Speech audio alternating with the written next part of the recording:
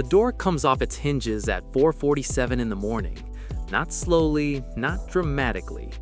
It just ceases to exist. One second it's there, next second it splinters in smoke, and a flashbang turns the entire hallway white. You're the third man through the door. Your boots hit broken glass. Someone inside is screaming. Your team leader is already on the staircase. You have exactly 3 seconds to decide whether the shape in the doorway at the top of those stairs is a threat or a terrified family member. 3 seconds. The radio in your ear says the suspect is armed. The shape in the doorway is small, too small. You yell, "Get down!" Your voice doesn't sound like your voice anymore. It sounds like something that was trained to be loud enough to stop a person's body before their brain catches up. Your heart rate is 172 beats per minute. You know this because you've been trained to know this. You're also trained to function at 172 beats per minute like it's nothing. The shape drops. It's a kid, maybe 9 years old, clutching a phone. The suspect is in the room behind him, and you have 1 second left. You don't remember signing up for this. You remember signing up to help people. Those used to feel like the same thing. You wake up at 5:14 a.m., not because an alarm goes off. The alarm is set for 5:15, but your body gave up sleeping a year ago and just decided this was life now. You make the same breakfast every single Tuesday. 2 eggs, black coffee, and 1 granola bar you always eat last because it's the only part you actually like. You've eaten this breakfast 214 times. You know because the box says 12 bars and you're on your 3rd box this year. You weren't always a person who counted things. The job did that. Your official title is Probationary Officer. Everyone calls you Boot, and they say it the way you'd say something you found stuck to your shoe. You've been out of the SWAT Academy for 6 weeks. You carry the gear, you set up perimeters, you stand outside the building while the actual team goes in. You can hear everything through the radio on your hip, every shout, every crash, and you stand on the sidewalk making sure no civilians walk past the tape. It's not glamorous. The tape keeps blowing off the cone in the wind. That's your biggest problem today. The Academy taught you 47 things about entry tactics, 23 things about hostage negotiation protocol, and exactly 0 things about what it smells like inside a house where someone has been living in crisis for 3 weeks. You can breach a door in under 2 seconds. You can rappel 6 stories. You can hold a stress position for 11 minutes. What the Academy didn't cover, the specific weight of making a decision in a hallway at 4 a.m. when the information you have is incomplete, and the window to act is closing and someone is screaming 2 rooms over. They had a class scheduled for that. It got replaced with a seminar on paperwork. Here's the recurring thing about the granola bar.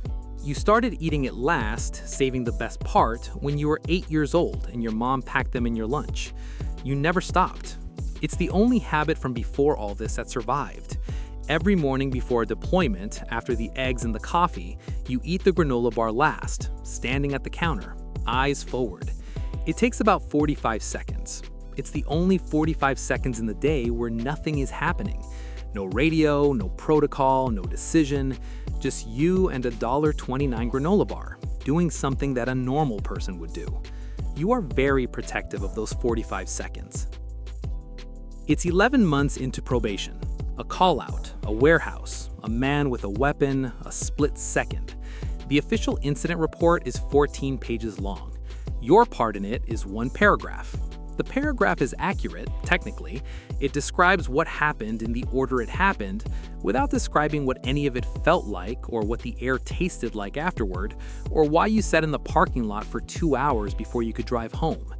You are put on administrative review.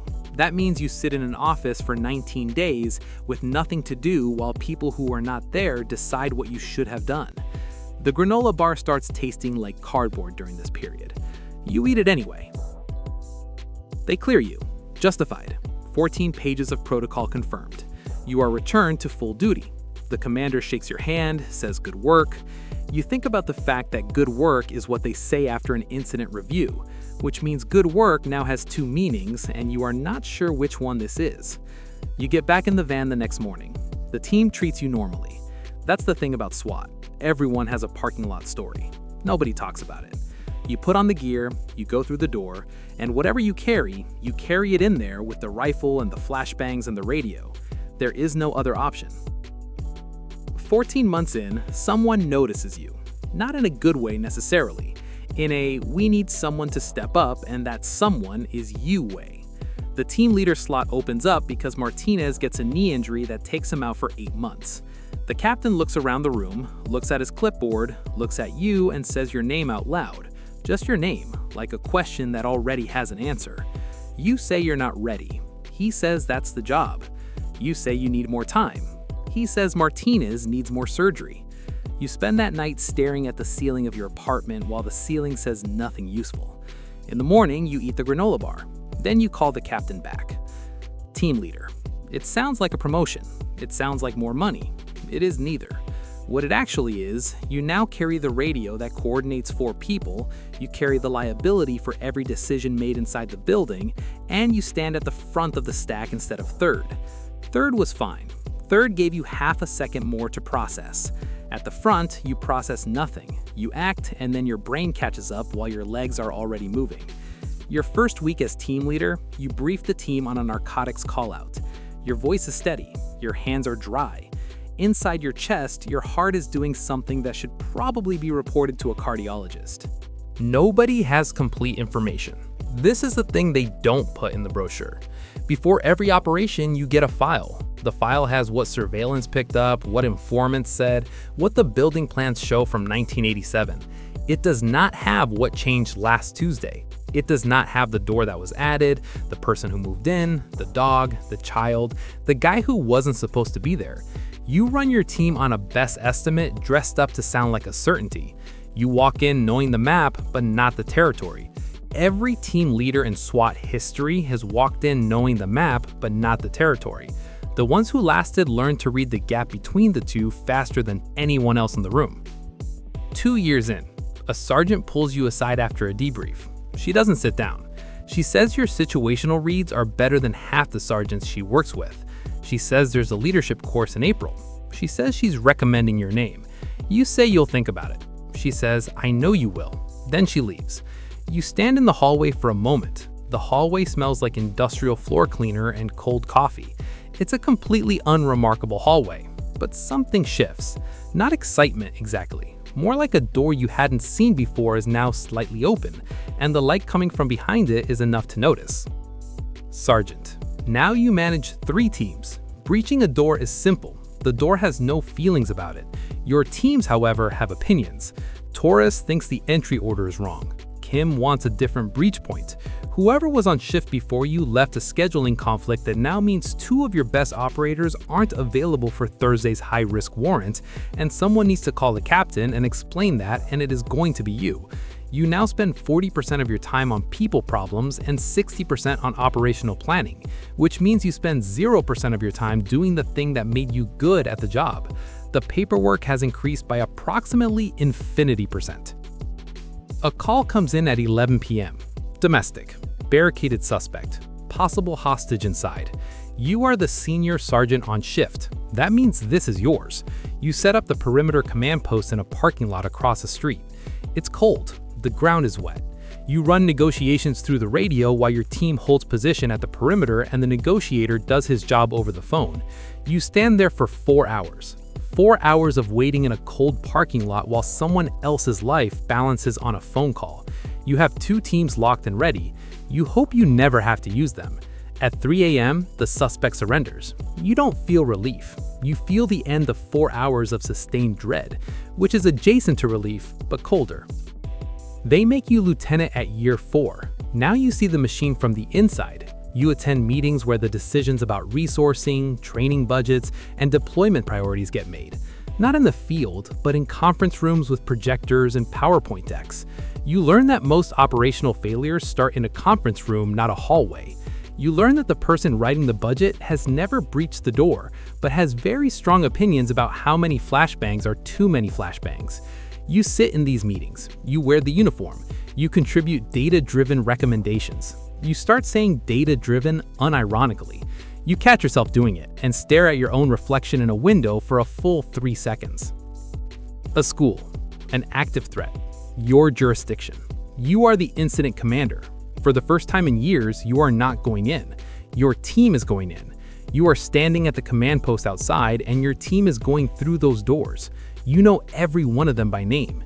You know how Torres breathes when it gets heavy. You know Kim always checks the left room first. You're sending them in on your read of a situation with incomplete information from surveillance that's 30 seconds old. Your hands are ice cold. You have never hated this job and needed it more at the same time. The radio goes quiet for 11 seconds. 11 seconds is a very long time. Captain, year 6. Now you have an office, a real one, with a door that closes and a nameplate and a window that looks out at the city. The city looks different from up here. You can't tell which buildings have been breached.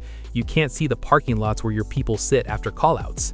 You manage 4 SWAT units, a training program, a community relations portfolio, and a political relationship with the mayor's office that requires you to occasionally attend events and shake hands with people who say things like, "So what's it actually like out there?" You answer the question politely. You drink the coffee they put in front of you. It is never as good as the coffee in the van. Nothing up here is. Commander, year 9. Now you are one step from the top of the SWAT structure. Every major operation in the city goes through your sign-off.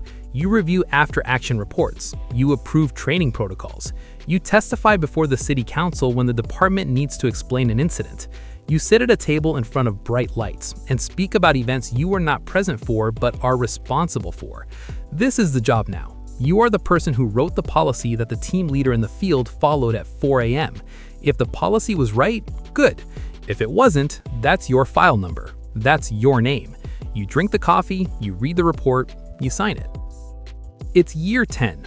A situation goes wrong. Not catastrophically, nobody dies, but it goes wrong enough that it requires a full internal review and your name is at the top of the chain of accountability. You sit in your office and write the report. You write about a decision that was made at 4 a.m. by a team leader following a policy you approved 18 months ago. The team leader made the call with incomplete information in 3 seconds. You made the policy in a conference room with 37 minutes of deliberation and a whiteboard. You are the reason the policy existed. You are writing the report that evaluates the team leader. The clock on your wall ticks very loudly when the room is quiet. The retirement ceremony is a Tuesday. Of course it's a Tuesday. They give you a plaque. They give you a shadow box with your badge and your rank pins arranged chronologically from boot to commander. Probationary officer, team leader, sergeant, lieutenant, captain, commander, little pieces of metal that represent 10 years of being somewhere that costs more than you budgeted for. The commander who replaced you shakes your hand and means it. Your old team is there. Torres is a sergeant now. Kim made lieutenant. You get a standing ovation. The whole time you're thinking about whether you have granola bars at home. You don't. You check this morning. That's somehow the detail that makes your eyes sting. The morning after the retirement ceremony is a Wednesday, but your body still wakes up at 5:14 a.m. You make the eggs, you pour the coffee, you stand at the counter. For the first time in 10 years, there is no gear on the chair, no call scheduled, no debrief, no report due, no team waiting. The apartment is very quiet in a way it has never been quiet before, because before there was always something coming, an alarm, a call out, a meeting.